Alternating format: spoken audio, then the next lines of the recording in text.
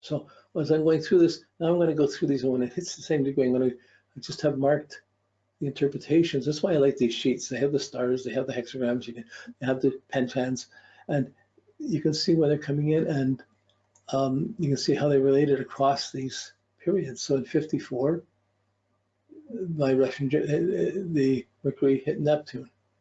My Russian gym teacher moved away, and that was a huge loss for me. He never had a good gym teacher after that. And then in 86, when Mercury finally went retrograde, was coming back to this point, it was the end of my marriage number 2. So I lost the gym teacher, lost the ex, and yeah, I guess you'd call it like that. But then it went back further, retrograded, got married again, got unmarried, and then it ended. And when I came back the third time, I returned back to India, and I began. I've been celibate since then, but I went back into meditation. I started more in my meditation and started thinking more spiritually, with my heart and my mind coming more together, and it moved on. And I was working with astrology groups and things, and okay, then it got down to this when it hit the IC, the motivation point, when I was really young. Mercury, my IC is in Scorpio. Mercury was hitting the IC, and it's conjunct Alpha Centauri, conjunct a star at this point. I was in St. Lambert. I had a girlfriend, and we're 13. I'm 12, almost 13, between 12 and 13. And she's the first girlfriend, and she was very developed physically. And so we were sitting there on the enchantment of thinking about sex. She sent away for the encyclopedia of sex. Her parents didn't know, but she sent away from it. And she went away for the summer, came back. We're starting school, and then one day I get this call. Hey, the book came. So we're already start our era of experimentation. And the next day my parents moved us. We moved to another city, and I never got to do this. So that was a real, out of all the anticipation, nothing really came out of that, probably just as well. But that was the first hit. Second hit, I was in my second marriage, and I had given away the library to a spiritual group, but they messed it up, and I took it back. I took the library back. When I took it back, I brought it back into the studio I was living in. It took over half the studio and really changed our lifestyle, which challenged the marriage, and eventually, and it was the beginning of the end of the marriage. But it was the first one, I was waiting for a book to come, and it came, and then not seeing it. The second one, I had given away all the books, and I had to take them back. I took them back, but it was like, you're talking, 50 to 30,000 books or something. It's not a small amount of books. And then on the third point, I think in the library, I built it up, I'm going to come back. And the third point, I finally had to let go of the library, and I sold it to a group of people who bought it, and then really I found someone who was going to give a tax receipt for it. Then we found some investors who would buy it to get the tax receipt and make the profits in between. So then I sold the library, and I moved out of Toronto area. So one was moving out of Montreal, out of a small town. The other was moving out of Toronto. Then the other one was just taking the library back and changing things. And the third one, selling the library and moving out of the city to a small town. So these are all happening with Mercury on the IC, powerfully affecting my thinking, especially missing out on the opportunity with the young lady when I was young. She got the book. We never got to even look at it. Let's just start our era of joy and experimentation, but the thought was there. So then this passed the went over the IC, went out of Scorpio, went into Sag. As soon as it went into Sag, it conjunct my Venus. So when it conjuncted my Venus at age 60, we moved. That's when we actually moved out of the town. At the Montreal, I won a trip to New York for selling the most subscriptions for this newspaper. So when somebody sold 200 copies, 200 subscriptions, I sold about 1,000. So it was just a lot of traveling around to do that. Then the next hit was the marriage number 2, beginning of marriage number 2 on the retrograde, Mercury conjunct Venus. And then the third hit, when it came back, my mom who retired and went to Budapest. She'd been with her husband in Budapest 10 years, and finally she's 80, he's 70. He starts doing the cleaning lady, and my mom says to me, "Damn, that was my best cleaning lady." But anyway, she was heartbroken. She had to leave her work, and she came back to Canada, and she lived at that point and came to live with me for a year till she died. So in a way, I had a year with my mom to get to know her and to help her in the last year of her life. It was very helpful, but it wasn't all easy, but it was still getting to know each other and across a lifetime as she was going. So that was the Mercury going over my Venus.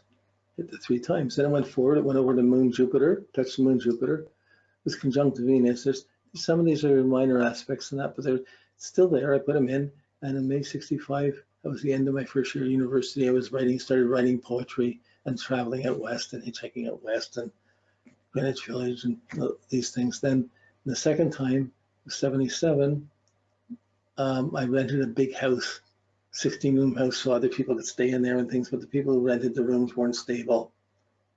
And it created a whole crisis. I ended up having to sell a bookstore and let go of a lot of things, to let go of everything and start over again. But the intention was, one, I was staying with everyone else. This one, I was hoping Stevie would stay with me, but I couldn't carry it. And then the third time, I wrote my book on the I Ching. It's the beginning of my writing. It really took a few years, but I was really writing my book on the I Ching as Mercury was hitting the Jupiter. Okay, then it went forward and goes along. It gets hit this turning point. Right at the turning point, at the stationary retrograde point, that's when I got married, #1, and moved out to the country. On this one in February '09, I started the Waking Dream website, and I was teaching star drumming and African drumming, and my grandson was born. So 2 or 3 things came in that changed my way of thinking. By the time it got up to this star, when it went over, it conjuncted the star Arcturus, and this star, no, this is Antares. And that time, I did a couple of workshops for this Canadian Astrology Association for education, and on declinations, and I did my greatest performance of this musical instrument I built and the wood henge I built. I brought the wood instrument into the wood henge in the middle of the forest, and I recorded a video there. And that was done under this star. And I did also did a performance at a Masonic lodge during this time. So I see that as a bit of the light coming down out of unusual energy coming in on this. So then it went forward. I'm just going through, we'll go through it to finish it. Then we got a lot more to do, but opposed to hit the node, and a friend of mine had a big stroke, and he's a photographer. I took all his thousands of photographs, which were in boxes all over. I scanned them all and organized them all. It took 3 years, but that's the time when it happened. When Mercury hit the node, I just wasn't prepared to let it just go in a box and be thrown out. So then and then by the time it hit the Mercury, it was only a 30-degree aspect, but it hit the Mercury. Other things were going on, but my website was hacked, and I lost 2,500 pages, web pages overnight.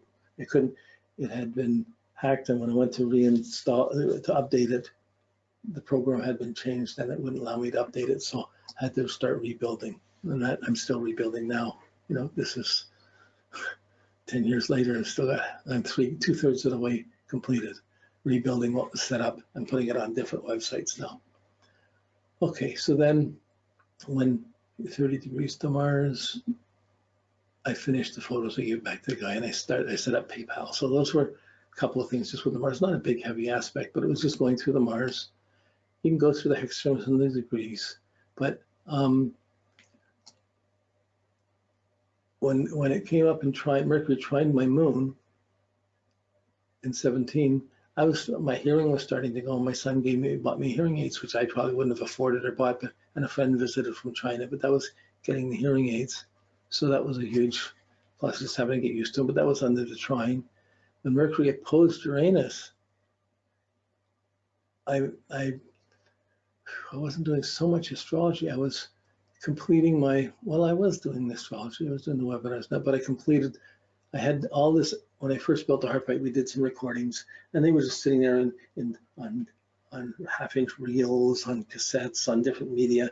And finally I went back, I thought I'd put a CD together on it. It turned out I organized all this material and I made 5 CDs and put out the early years of the harp and put them together as was opposing Uranus. At the same time, I had to have a checkup for prostate cancer and I didn't have it. So that was a checkup, but I did have some back problems I had to take care of. So all of these things were affecting my thinking during when Mercury went over Uranus. Now this is still aspects last a year or two. So then it went forward. In October, it's going to hit this October. It's going to hit Saturn, and that may be something with my son or just working. I'm not sure. And then I don't have any. Then I got a fairly good run for a number of years. So this is my Mercury. So and and then it moves on into Capricorn. I didn't do it all. I put I wanted to go over the main retrograde period. Everybody has a different take, different plan, different way. You can't presume it. It's really unique factors of astrology. It's the same cycle. It's in different signs, different houses, different factors. So all the information you've learned in astrology and with transits, now it's happening on a deeper, longer, more profound level. And so while you have the outer drama happening out in the world, there's an inner part maturing spiritually, and your mind and your spiritual development of your mind and your thinking is evolving during the same time through these events. So the events are going out in the world. Your one part of your thinking, your ego thinking, is going out into the world, and this other assessment of your inner plan of how things are going, and then whether you're listening to your heart or where you are, is there in the process of evolving into heartfelt thinking, where the sun is guiding and the Mercury is receptive and it's expressing, it's aligned properly. Hard to think of our life as being unaligned properly, but anything that's not connected to your heart, what is it? It's not necessarily, you're gonna not have heartfelt experiences coming from it. Okay, so we're gonna take some examples here. How are we doing for time? Okay, good. Okay, everybody has their sheet. So this is student number, example 2, July 5th, 69. And I put the Mercury going on. Her Mercury goes straight most of her life. It's not till near the end of her life that goes retrograde. If she lives long, it retrogrades back and then goes direct. But she'd have to be 95 to get the stationary direct. So like, whoa, that's interesting. So her mind, looking at this, her mind's going to go straight for it. She starts up in the 10th house, career, goes out into Cancer, goes over the sun, goes into Leo, goes over the ascendant, down to her personal world and personal studies and personal interests. I won't hit that till I hit that in 1405, then 2014-05. So that's already passed. It's already gone over the ascendant. It's going down, and it's got aspects to make. It's going to come down. It's not going retrograde till 42, July 42. Put the year and the month, the day on some of these. I probably should have done it differently, but anyways, it's there. The dates, I put the dates on these. So with these charts, before there was computers, I used to just I'd photocopy 5-10 copies of my chart, and I'd be having one for each one for Mercury, one for Mars. I'd have them in binders, and I'd put notes in it for what was happening afterwards, and I'd organize it that way. But you do work, it's important to work with one planet at a time. There's too much information. Otherwise, you don't see the progression. You jump around from one to another, and you lose the perspective on how it's evolving. So certainly what happened 5 years ago really changed her business-like approach, her approach of what status, what work is. Her Sun and Mercury up in the 10th house, Mercury in Gemini, comes down, hits here, and then now it's in her personal world below. And so 14, so maybe last couple of years been studying astrology. It's part of this phase. Okay, now